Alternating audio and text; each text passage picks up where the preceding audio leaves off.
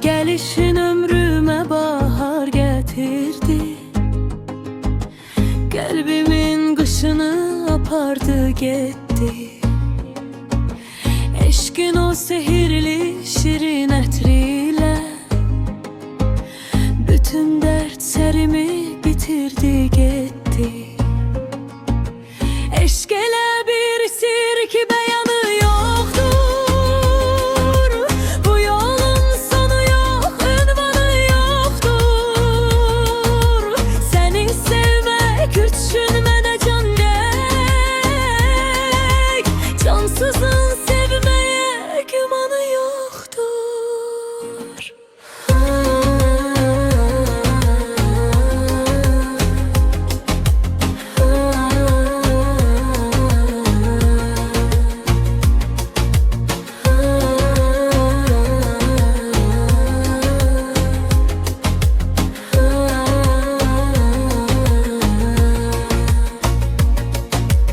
Eşk bəzən susmaktır, baxışda qalmaq.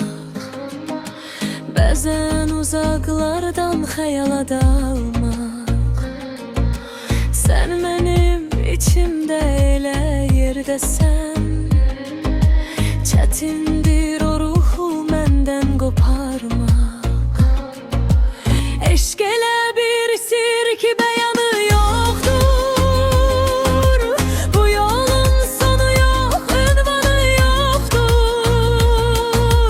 Seni sevmek üçün mənə can gerek. Cansızın sevmeye gümanı yoktur. Gözümün yaşının amanı yoktur. Kalbimin derdi var, lokmanı yoktur. Hele bir duman çöküp gönlüme.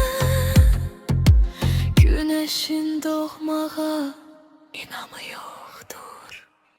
Eşk elə bir sir ki